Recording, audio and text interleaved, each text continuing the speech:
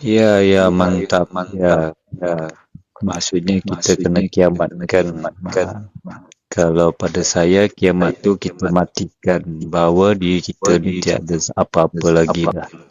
Maka kita nampak kita nampak bahawa kodak dan kadar itu berjalan atas jalan diri dia. tadi. Jadi itu Jadi yang dikata oleh Kang Mas tadi, tadi enjoy enjoy saja. Dia benar. saja, dia benar. Sebab kita dah Sebab duduk kita dah dalam bayangan Allah saja. Allah Kita saja bawa bawa semuanya semua atas Allah. atas Allah. Jadi Jadi ramai juga ramai yang juga tidak mengerti apabila tentang kiamat itu adalah kiamat adalah kematiannya untuk jalankan kodak dan kadarnya sekarang. sekarang. Um, jadi Jadi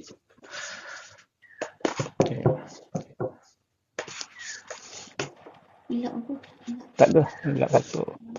Ya, ya teruskan Alhamdulillah. Kang Mas.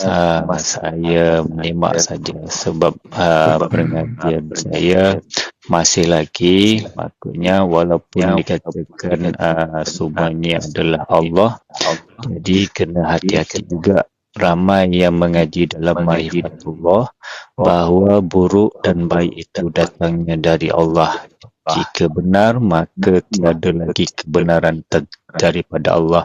Sebab dia boleh letakkan buruk tu pada Allah.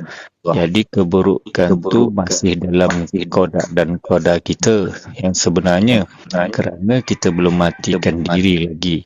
Jadi bila kita jalankan kodak dan kodak tu, maka terjadilah satu persalahan kepada Allah. Maka seseorang tu akan klaim bahawa rezeki aku ni, nasib aku ni Allah tentukan.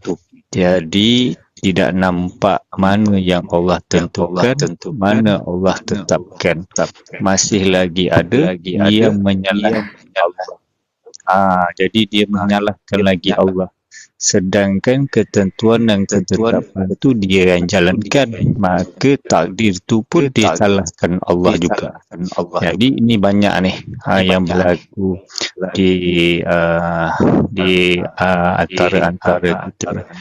Namun masih lagi saya susun dalam syariat untuk dijelaskan dalam perkongsian marifatullah saya.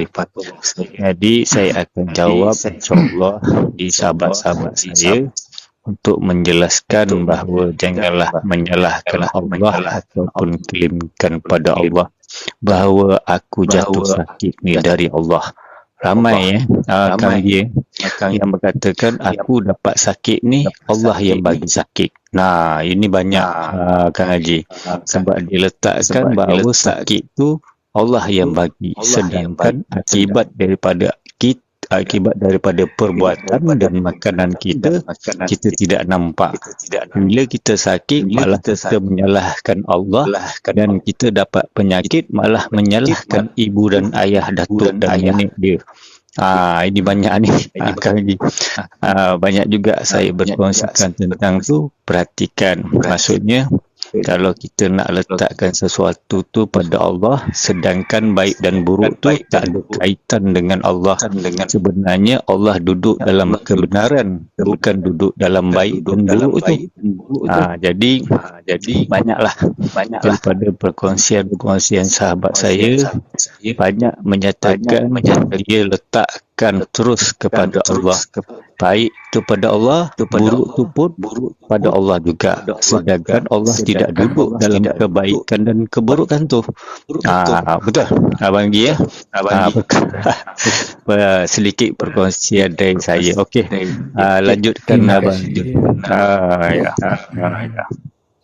Alhamdulillahirabbil alamin.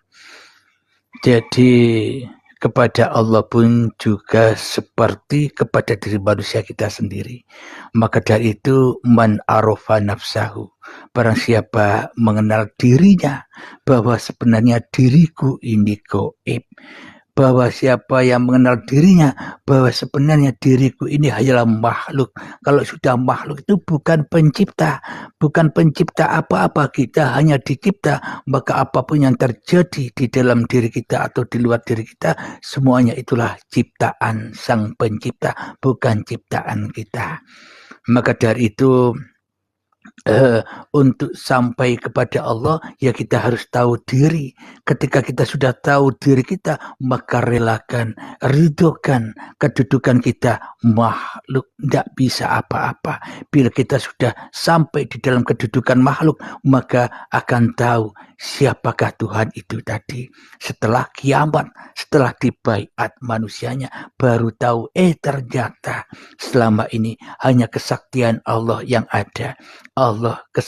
Kesaktian Allah di dalam duduknya manusia, kesaktian Allah di dalam sholatnya manusia, kesaktian Allah di dalam manusia ketika berkendara, kesaktian manusia di dalam makan, kesaktian Allah di dalam manusia ketika minum dan sebagainya. Ternyata selama inilah mawjudan illallah, baru nyata.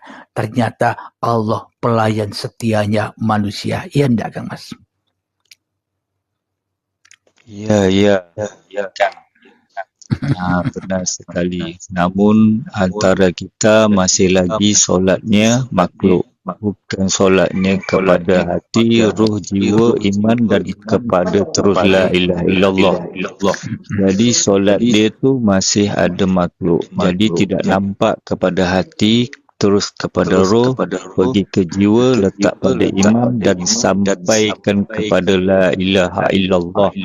Jadi apa yang dia baca, apa yang dia buat dalam solat masih bertakluk makhluk bahawa dia yang buat dan berhitung-hitung amalan dan perbuatannya, sedangkan tidak merasai hati, jiwa, roh, iman dia pada terus kepada la ilaha illallah tu lagi.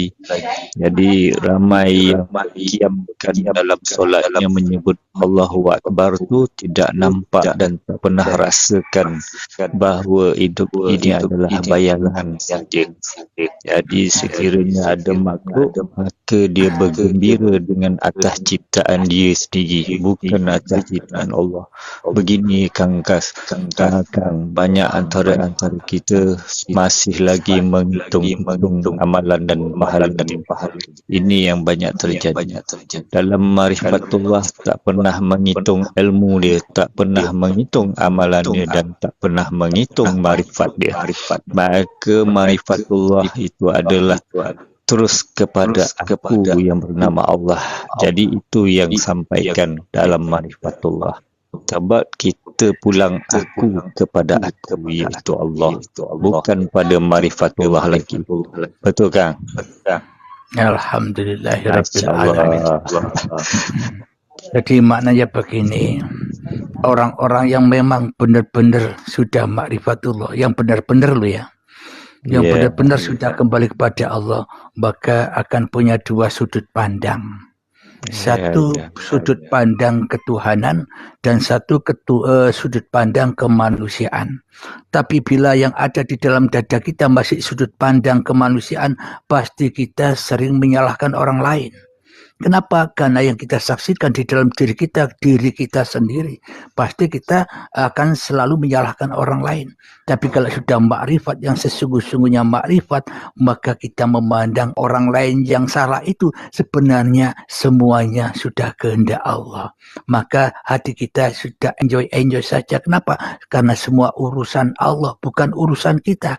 Kita sudah tidak jadi dajjal lagi.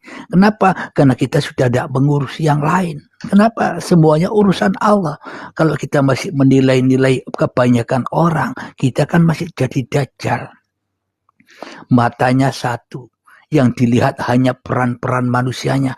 Di sana kita tidak bisa menembus peran siapa di dalam orang-orang yang ramai itu. Peran siapa di dalam orang-orang yang menurut kita salah pemahamannya. Itu kan juga perannya Allah.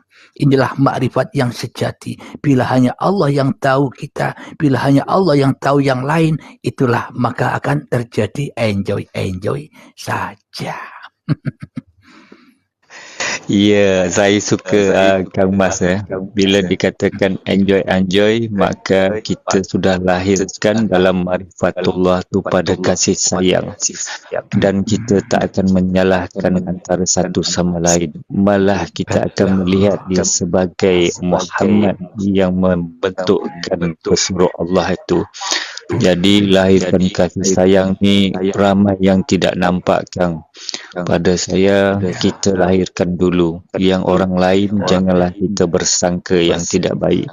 Dan saya suka enjoy saja. Maksudnya kita pandang dari banyak menjadi satu, dari satu menjadi banyak.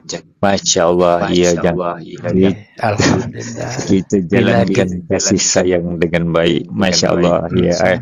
Terima kasih kerana Mas. InsyaAllah ada rezeki kita bersembang lagi dan berkongsikan ilmu marifatullah. Iya.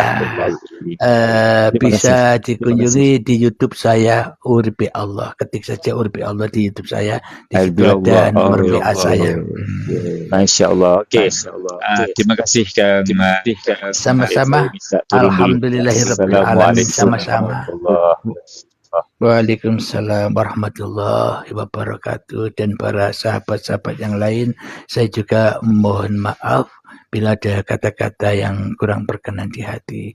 Dan saya pun juga mohon undur diri. Sahabat-sahabat juga mungkin mau bekerja, mau beraktivitas, semoga selalu di dalam lindungan Allah.